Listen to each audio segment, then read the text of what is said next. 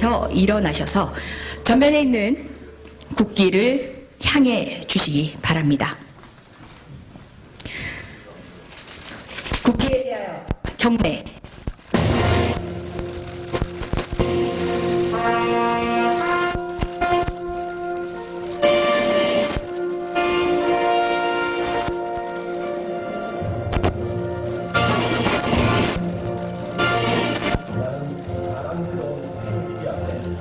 자유롭고 정의로운 대한민국의 무궁한 영광을 위하여 충성을 다할 것을 굳게 다짐합니다.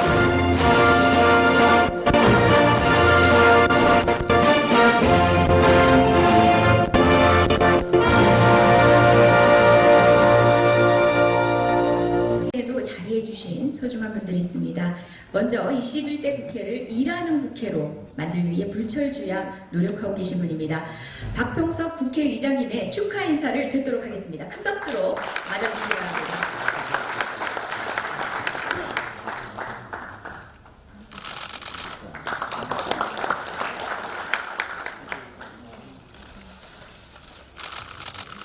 예, 20년 전 오늘 가슴 벅찼던 기억이 새롭습니다. 마치 어제 같은데 벌써 20주년이 되었습니다. 김대중 대통령께서는 결의의 100년을 설계하셨습니다. 담대한 용기. 지금 다시 그 담대한 용기가 필요할 때가 아닌가 그런 생각을 갖게 됩니다. 6.15 남북 공동선언은 역사적 대사건이었고 우리 분단 사이의 대전환을 가져왔습니다. 화해와 교류협력의 시대를 열기도 했습니다. 6.15 남북 공동선언은 노무현 대통령의 14선언 그리고 문재인 대통령의 세 차례에 걸친 남북정상회담 그리고 두 차례의 역사적 북미회담으로 이어졌습니다. 그러나 오늘 아침 우리는 또다시 평화가 위태로운 상황을 맞고 있습니다. 20년 전으로 되돌아갈 수는 결코 없습니다. 남도 북도 6.15 정신으로 다시 돌아가야 합니다. 더 늦기 전에 분단과 대립의 역사에 마침표를 찍어야 합니다. 6.15는 김정일 위원장의 유언적 의미도 담고 있다는 것을 다시 한번 말씀드리면서 북도 합의 정신을 지켜주시기를 바랍니다. 평화와 국익 앞에는 여야가 없습니다. 평화가 국익입니다. 국회가 손잡고 결의의 이익을 위해 함께 헌신할 수 있도록 살피겠습니다. 경색된 남북관계를 헤쳐나갈 방안도 진지하게 찾아보겠습니다. 국제사회가 한반도의 평화와 번영을 확고히 지킬 수 있도록 의원들의 외교 활동도 적극 지원하겠습니다. 전쟁을 넘어서 평화로 나아갈 수 있도록 국회의장의 소임을 다하겠습니다. 감사합니다. 177분의 의원님들의 힘을 모아 일하는 국회를 만들고 계신 분입니다. 김태현 원내대표님 모시고 축사를 듣도록 하겠습니다. 힘찬 격려의 박수 부탁드립니다.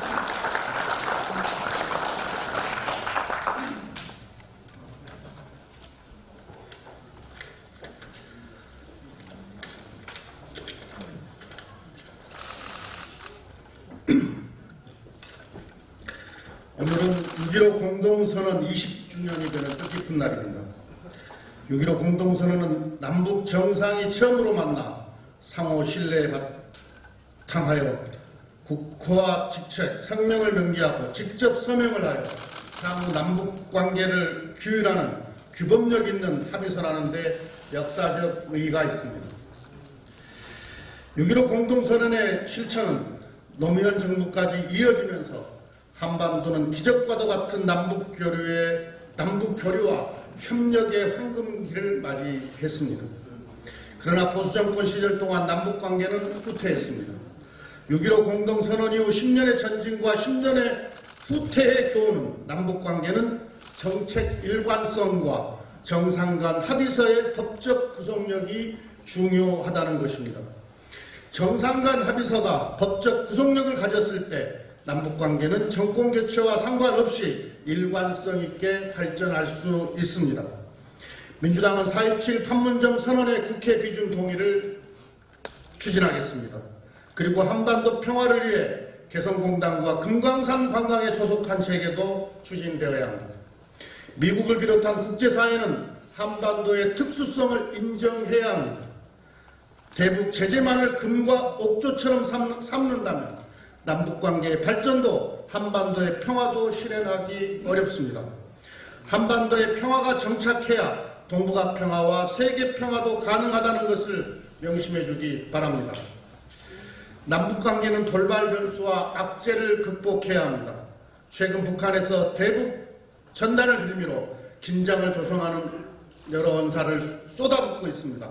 그동안 어렵게 쌓은 신뢰를 허물 수 있는 발언을 자제하고 남북 간 합의를 충실히 이행해 줄 것을 촉구합니다. 민주당과 정부는 대북 전단을 둘러싼 소모전에 총지부를 찍겠습니다. 국회에서 대북 전단 살포 금지 입법을 완료하겠습니다.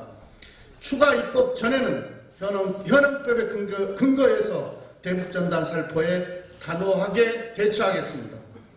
존경하는 내 기빈 여러분, 6.15 공동선언 20주년을 맞는 오늘 한반도 평화통일의 원대한 포부를 다시 세웁니다. 우리는 광복 100주년이 되는 2045년 남북 경제 공동체를 완성해서 실질적 통일의 단계에 진입하는 꿈을 가지고 있습니다.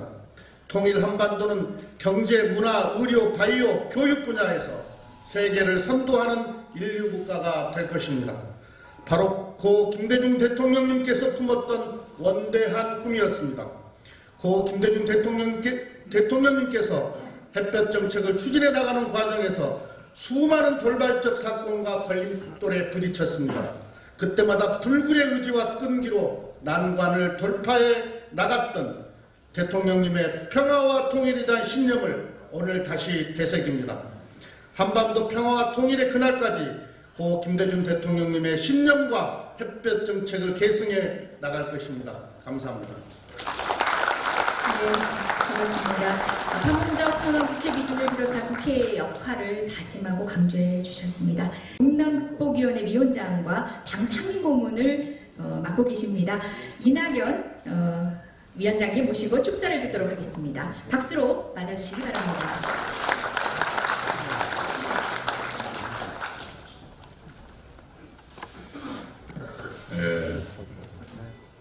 다시 어려워졌습니다. 그래도 분명한 것은 한반도 분단 이후 역사가 6.15 이전과 이후로 나뉜다는 사실일 것입니다.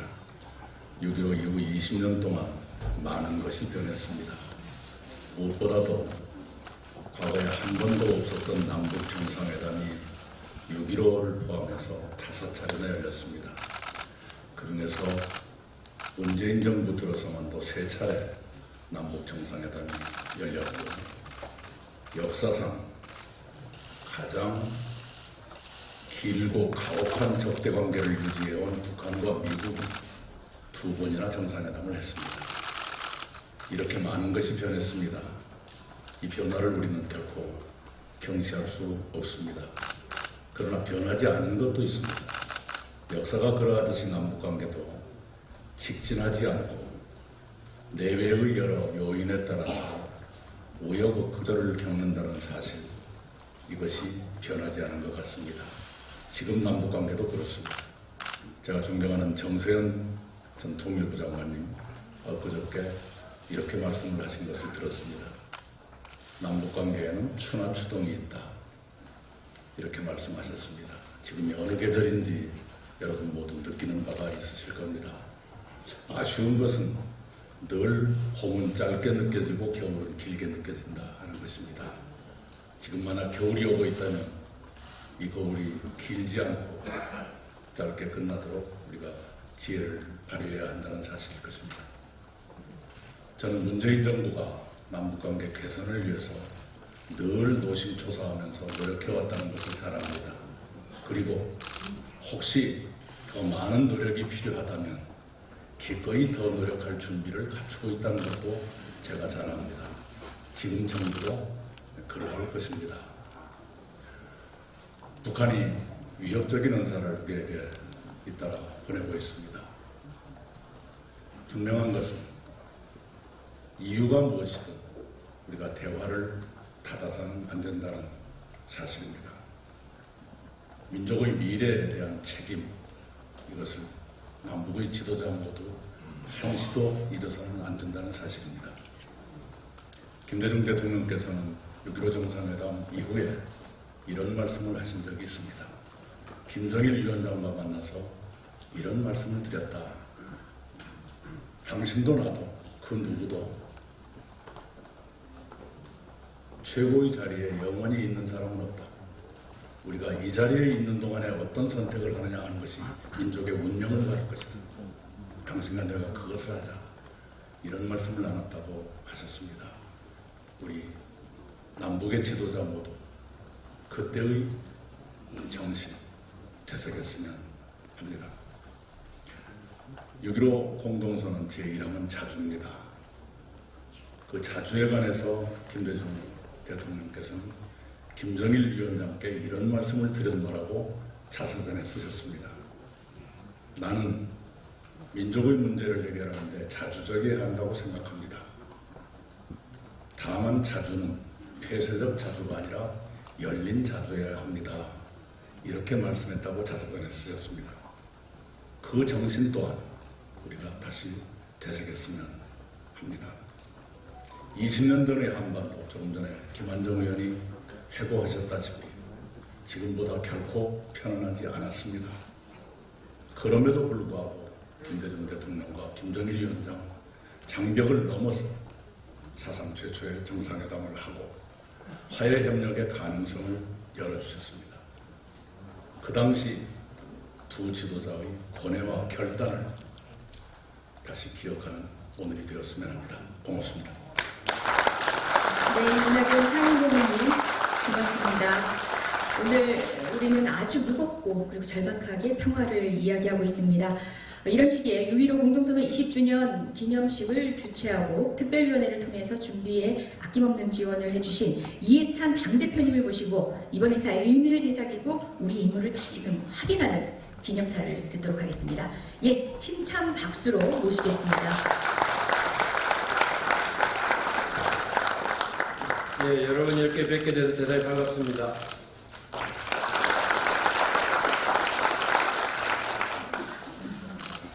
어느덧 20년이 지났습니다. 여기 오신 분들 모습을 뵈니까 20년 전에 평양에 김대중 대통령을 수행해서 가실 때 그 모습들이 많이 보입니다. 우리 임동훈 원장님, 정세현 민주평통 수석부위원장님, 또 이정석 장관님, 장관총장님, 많은 분들이 그때 같이 가셨는데 저는 지금도 인상 깊은 게 평양공항에서 전 세계로 출발을 했습니다. 그 비행기가 38소를 바로 넘질 않고 서해안으로 빠져가지고 서해안에서 신청전에 나오는 인당수가 있는 바로 장성곤매 옆을 지나가지고 북쪽으로 올라갔습니다. 그래가지고 순안공항에 도착한 시간이 비행 시간으로 말하면 불과 한 40분 내지 50분 정도 시간 만에 도착해서 순안공에 발을 이렇게 내딛는 순간 이렇게 가까운 곳을 우리가 그동안에 50년 동안 오질 못했구나 하는 그런 생각이 많이 들었습니다. 그로부터 이제 20년이 지났습니다. 저는 당시에 정책의장으로 특별수행원으로 이제 갔었는데 기업인들하고 함께 주암산 초대소에서 숙박을 했습니다. 공직 수행원들께서는 김대중 대통령과 함께 백호원 초대소에서 숙박을 하시면서 정상회담을 지원을 했습니다. 첫날은 정상회담 결과에 대해서 낙관하지 못했습니다. 두 번째 날 저녁에서야 비로소 정상회담 합의사항이 이제 발표가 되고 그 우여곡절 끝에 이제 처음으로 오늘 우리가 20년을 맞이하는 그 6.25 정상회담 선언을 하게 됐습니다. 아까 본 사진이 바로 그 사진입니다. 그리고 맨 마지막 사진은 돌아오는 날 오찬에서 같이 노래를 부르면서 헤어지던 그 사진을 이게 보면서 저런 시절이 20년 전에 있었구나 하는 생각을 합니다. 오늘 지가 나서 생각해 보면 참 우여곡절이 많았습니다. 김대중 대통령 입장에서 본다면은 1971년 3단계 통일로 이후에 30년 만에 평양에 가셨고 또 20년 만에 이런 행사를 하게 됐습니다. 아마 저희한테 주어진 몫이라고 생각을 합니다. 특히 민주당이 아니고서는 이 행사를 치러낼 수 있는 정책인 주체가 아무데도 없기 때문에 오늘 이 행사를 민주당이 주관해서 김한정 위원장이 아주 준비를 많이 하셨습니다. 수고 많이 하셨습니다. 실제로 남북관계는 역사적으로 본다면은 조금씩 이렇게 변해서 발전을 해왔습니다. 아직도 우리가 희망의 끈을 놓지 않는 것은 그 역사의 흐름이 아직은 다 소진한 것이 아니기 때문인지도 모르겠습니다.